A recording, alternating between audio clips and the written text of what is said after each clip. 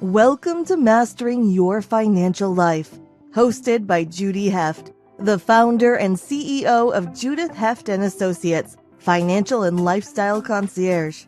This year, she's celebrating 27 years in business.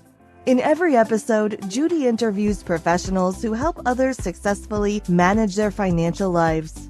You can find this show on YouTube, LinkedIn, Apple Podcasts, Spotify, Google Podcasts, Stitcher, and more.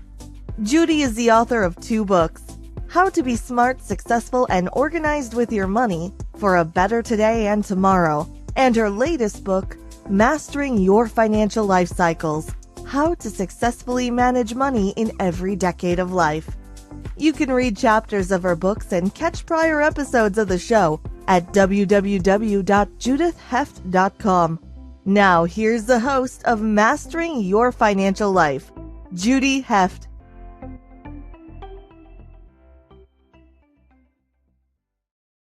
Hello, everybody. Welcome to episode 90 of Mastering Your I can't even talk this morning. Mastering Your Financial Life. And today I'm thrilled to be here with Maureen Weisner. Maureen is the founder and managing partner at KICKSTART Your Transition.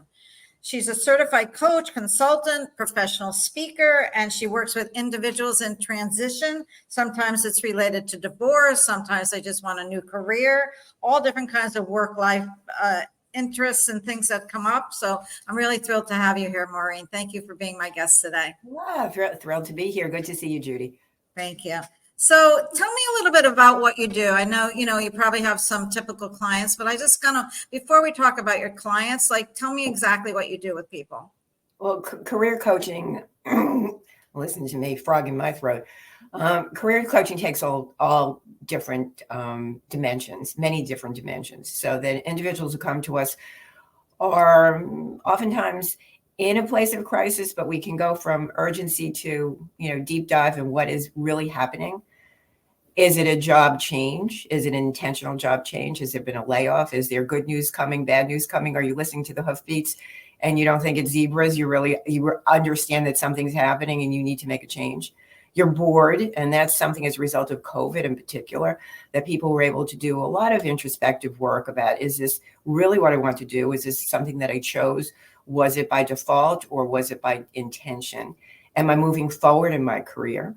And likewise, we have many individuals who are in process of separation, considering divorce.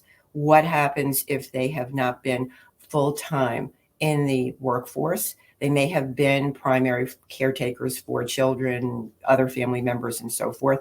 So what does it take to re-enter the workforce?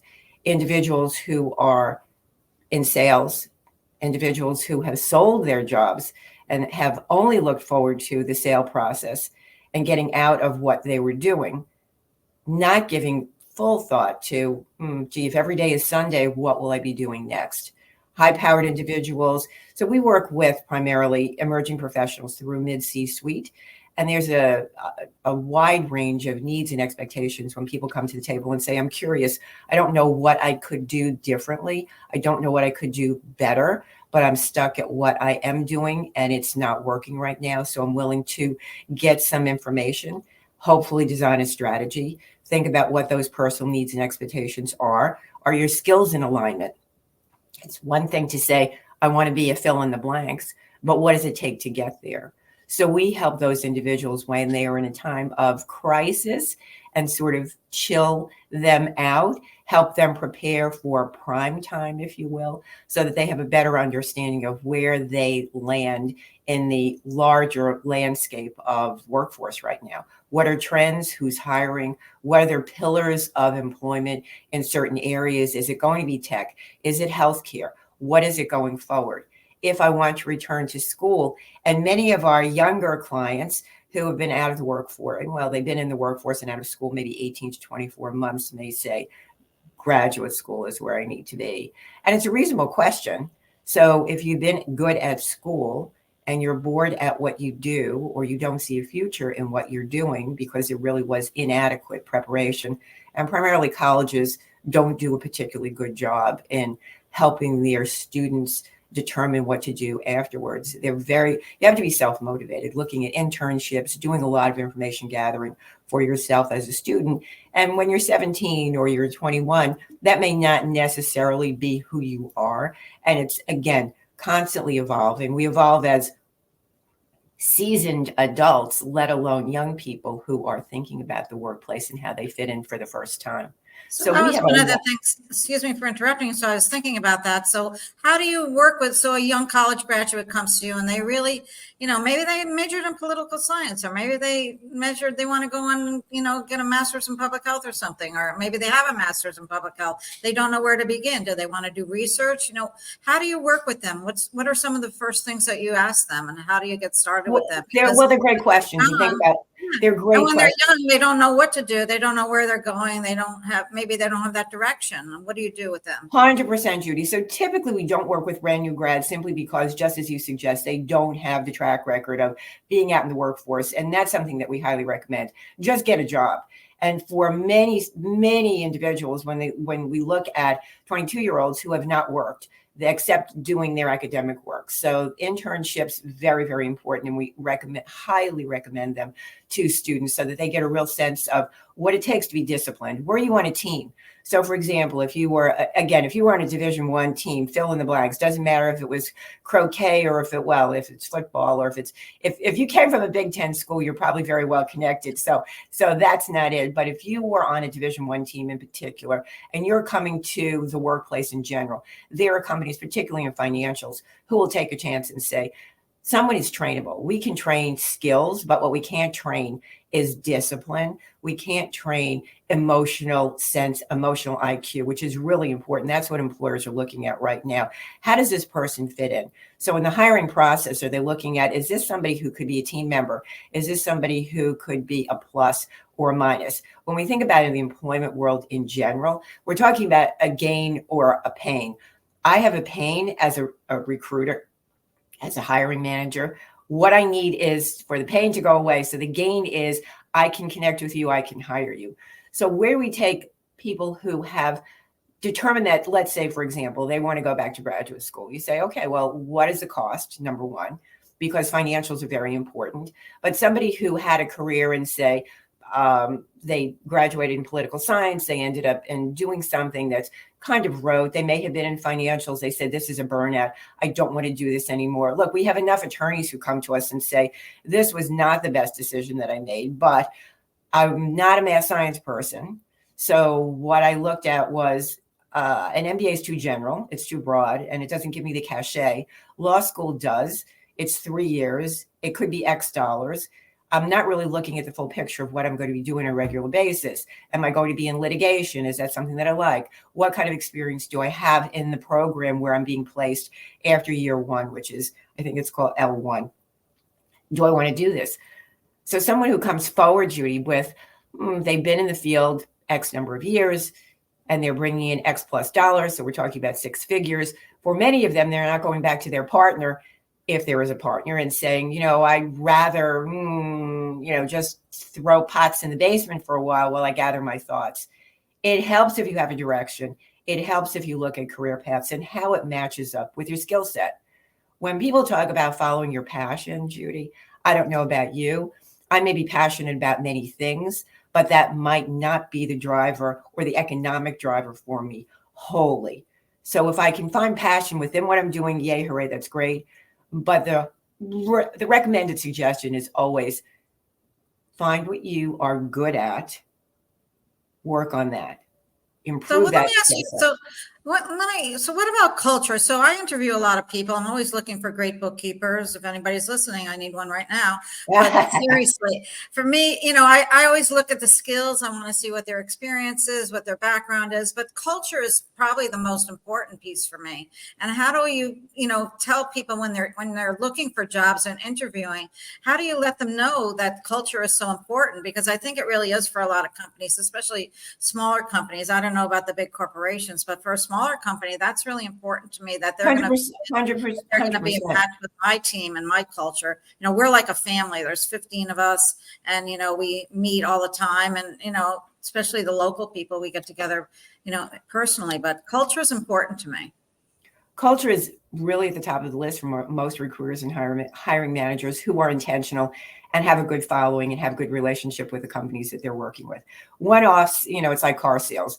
You can probably place somebody, you can probably get your commission, and then you're going to be done. Because once you make a bad placement, look, things happen. But what they're looking for really is a cultural fit. Do you get the culture? Do you understand it? What kind of research have you done? Have you used LinkedIn, for example, as a great tool? So go on LinkedIn, look at the company that you may be interviewing with.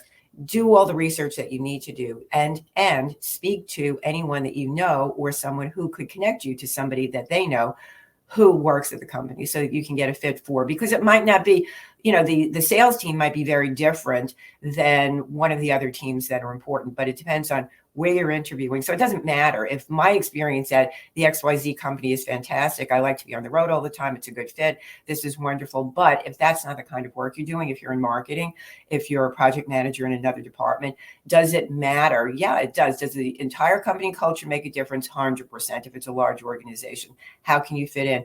And especially as you suggest, Judy, if you're in a smaller organization, how am I going to get along with people? Am I going to be the squeaky wheel? Is there a lot of work as an employer that I'm going to have to do? Are you creating a problem before we get into the stages of bringing you on board? Is this going to be more of a smooth transition? And we all expect hiccups, no question. But is this going to be something where I'm fighting it because it's not really what I want? It's too transitional for me. It's not enough for me. I need a bigger environment. I need a smaller environment. I need to work with more people. I need to be more directed. It's much more complicated and much more nuanced than people think. Now, from what I see, your success in hiring the right people is extraordinary because you've had years of experience. So you really get a feel for asking questions, digging a little bit deeper. Tell me more about yourself, your experiences. What do you love to do when you're in your off time? How do you spend those days? What are you interested in? What are you curious about? What have you been reading lately? Those are always my favorites. What have you been reading lately? And what's interesting about that? Now, it's one thing to say, well, I've been on my phone all the time. I have no idea. I haven't read a book. There's some statistic about the number of people who read books, and it doesn't have to be in the traditional sense of having, as we were talking before, an actual copy of something in your hand. You can certainly listen to audiobooks. You can use Kindle. There are ways to take in information. But if you can't tell me some things that you've read recently so that I can get a kind of a good idea, glimpse into who you are, not the interviewing person who you are, who really needs a job. I want to know more about you. Do you ski in your part, in your other life? What took you to that? Do you like to travel a lot? What does that mean? So there are lots of ways that are still perfectly legal kinds of conversations where you can get a sense of how people operate. Are they risk takers? Are they people who want to be at the front of the line, at the back of the line? Is this somebody who operates in the middle and is just happy to do the work, love to do the work, love to dig deep? I was talking to a friend the other day who has someone who's considering getting an MBA, and he's terrific in the role that he has. So my first question to her was to ask her, what are his expectations? Because unless you're going to a top 5 school for business, it doesn't really matter where you got your MBA. It's the fact that you're pursuing education, the parts of it that you're interested in pursuing, how you can contribute.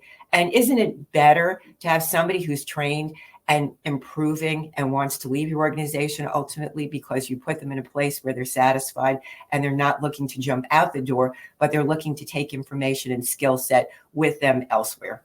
That's great. So let's take a little break now. I want to come back. We're going to take a little commercial, and then we're here with Maureen Weisner, and we'll come back and talk some more about career choices and working with headhunters and how it all works. Thank you, Maureen. Hey there. I just want to tell you a little bit about my new book that just came out called Mastering Your Financial Life Cycles. And here it is. It's how to successfully manage your money in every decade of life. I co-authored this with my CFO, Liz Levy, and together we created this manual that's going to help you through every stage of life. We talk about having a baby. We talk about young adulthood, pre-retirement, what to do when you're at that age of retirement, if you're contemplating divorce, do you need an estate plan? We cover all of these, each subject in a different chapter. And I really think that you're going to find this so helpful because at the end of every chapter, we have checklists that you can look at and you can use, and they can be a guide for you. So this is a wonderful manual that we've created. It's available on Amazon. You can also find it on our website at judithheft.com/book. And we're here for you. If you need anything, reach out. I hope you enjoy the book. Here's another picture of it, just so you know what's going on. Here it is. And I'm really proud of it. It's my second book. And I'd love to have you read it and give me your feedback. Judy Heft, judithheft.com, financial and lifestyle concierge, celebrating 26 years in business. And over the years, I've learned so much. And what I've been trying to do is impart a little bit of this knowledge to you so I can help all of you become as financially organized as I am. And we're back here with Maureen Weisner. So Maureen, I think I was born to be an entrepreneur. I just grew up in the family clothing business, and my parents gave me a lot of responsibility when I was young, and I just learned how to be a businesswoman. And, I could have been a businesswoman. Right now I have a financial and lifestyle concierge business. I could have, that was kind of what I ended up doing after I left the family business. I could have been a businesswoman doing anything. And so when someone comes to you in the beginning or middle of their career, and they just say, maybe they're saying, I'm not really happy in the corporate life. I'm thinking of opening my own business. Or they're an entrepreneur and they're saying, I'm not happy being an entrepreneur. I think I want to go work for somebody else. How does that all work? And how do you work with them? It's kind of overwhelming. I think, honestly, in my opinion, and maybe I'm wrong because I'm not in your field, but I think that it's a little bit of a different skill set. So for me as an entrepreneur, I feel like I'm a little bit of a risk taker. And I think you have to be I don't know what the word is, a great entrepreneur. In order to know people, you have to be able to take chances. I took a chance on a coach a few years ago, and that changed everything for me. I took a chance on renting a bigger space than I needed, and we grew into it. So I think that's a little bit of my personality, and that works for me as being an entrepreneur, but everybody's different. Well, it's interesting. My business partner and I have done programs on that specifically. Are you an employee or an entrepreneur? And there's no judgment around any of it. The question is, and holding up signs to suggest, and overwhelmingly people would say that they're entrepreneurial, that they're not interested in being employees. And then when you dig a little bit deeper, and you're 100% right, risk taking in a way that's very different. Can you fund a 401k? Can you take care of health insurance? I mean, the real nitty gritty of what it takes. And again, there are individuals who can be sweating bullets every day, that they're highly leveraged, that they are going at it full bore. And actually, statistically, multiple serial entrepreneurs are unlikely to be successful. So that because they take the same skill set that did not work in the second iteration or the third iteration, and they continue to use it. So there are a lot of myths around all of this, but I think when you grow up around individuals who've owned their businesses, who have made the rules and worked within the rules, I'm not talking about something that's so tremendously out of reach or out of range or so unfamiliar. But for some people, that's where the juice is. That's and typically startup kinds of personalities are tough to deal with in terms of wanting to do everything, like all their financials, Judy, taking care of all of and getting stuck and not billing individuals. I mean, all the things that go with, I can do everything. I can be Superman or Superwoman. Is it realistic? And that's not to rain on anyone's parade. It's still a question of taking your skill set. Can you be a solopreneur? And that is also, you don't have to have a number of hires. You can outsource now. Excuse me. And the fact that we have so much available to us technologically, there are many opportunities for people to take a chance, dip their toe in the water, so to speak, while they're fully employed elsewhere, and see if it's a good fit. See if it's something that is tangential to what you're doing. See if it's something that's completely different. See if it is monetizable. Does it work? And one of the hard parts is when you have a great idea and you present it to the people who are closest to you and have the most to gain or not gain in your change or your predicted change, the feedback that you get is often not going to be the feedback that is going to be helpful. So imagine walking into the room with a handful of balloons and you say, I have this terrific idea. This is exactly what I want to do. I know that I've researched it. I know that I'm on the right path. I'm going to take a risk and I'm going to do it. Oftentimes, the biggest balloon poppers are the people who are closest to you because they have the most to risk if you go down that road. And also, Judy, which is fascinating, is if you change and you are moving forward, and you're looking at a career path, you're climbing up the ladder, or you're looking at something that's going to move you in a different direction. Is this something that I can support? Because it says a lot about me if I'm not also taking risks. Is it going to influence my relationship with you if you do these things? So for people who are in process of job search, job change, career adjustment, if you will, career reentry, a big part of it is knowing that you're going to be on the path by yourself for at least a short period of time. You can always try to engage other people who are like-minded. And that's one of the quotes that I love. It's Rahm's quote, and we are a combination of the 5 people who we spend the most time with. So that when you are with other ambitious people, if you're around those people who have made choices that take them out of their comfort zone, if you are going to be the supportive person, if you are part of a small board of directors and you bring your own people on, and Judy, as you said, you engaged a coach, you engage people who would help with your brainstorming. And, is this a path that's taking me in the right place? These are the risks. What am I doing? Is it something that I like? Is it something that I have to get through? Is it just a matter of time? Is it a matter of working harder? And as we say to clients oftentimes, network up. Make sure you're around people who are going to be in a space that's a match for you moving forward. And at one time when dress for success was particularly important, we always suggest to clients, and we still do, dress for the job that you want, not the job that you have. And a job is a great thing to have. A job allows you the dollars, the time to do other things in your other life if you so choose.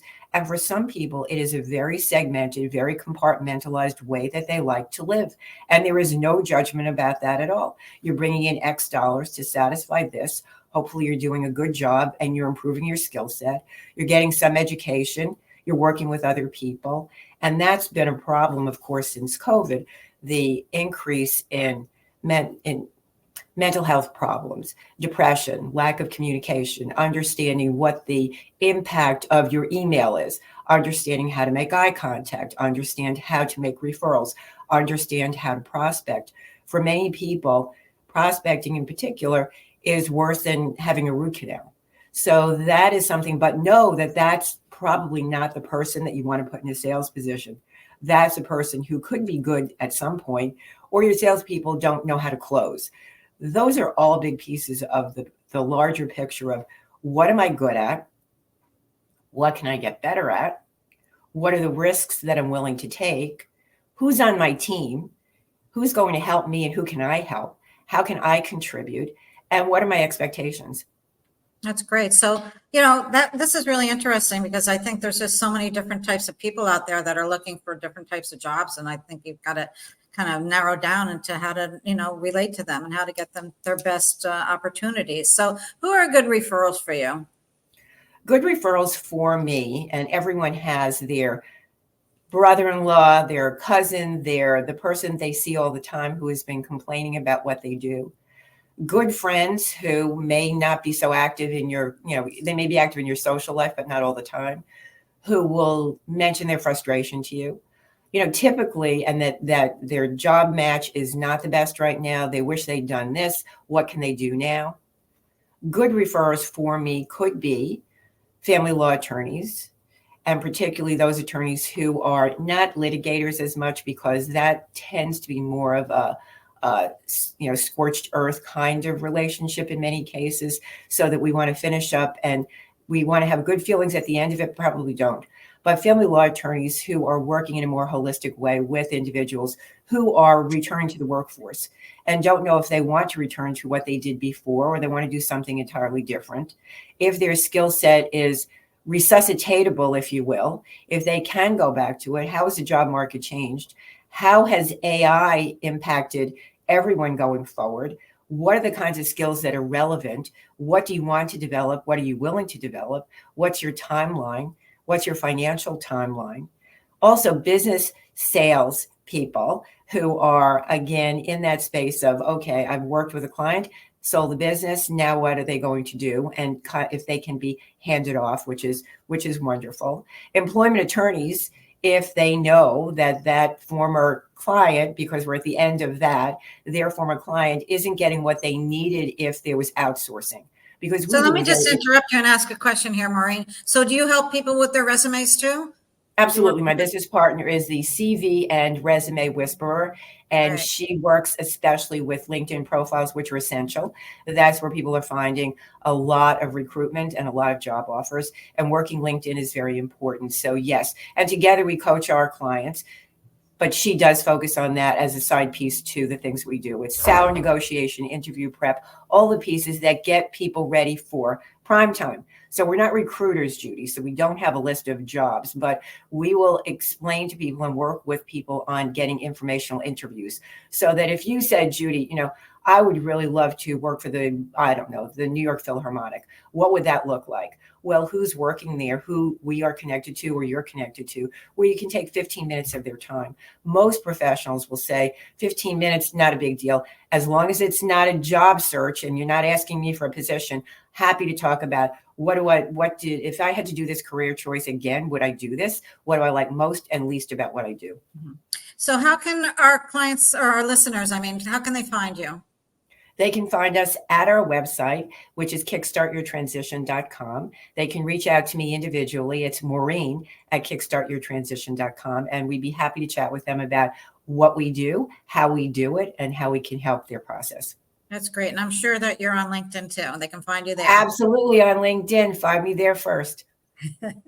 Well, this was great. Thank you so much, Maureen. Thanks for taking the time to talk to me. Judy, you're a gem and a pro, and I really appreciate the time that you've taken and the opportunity today.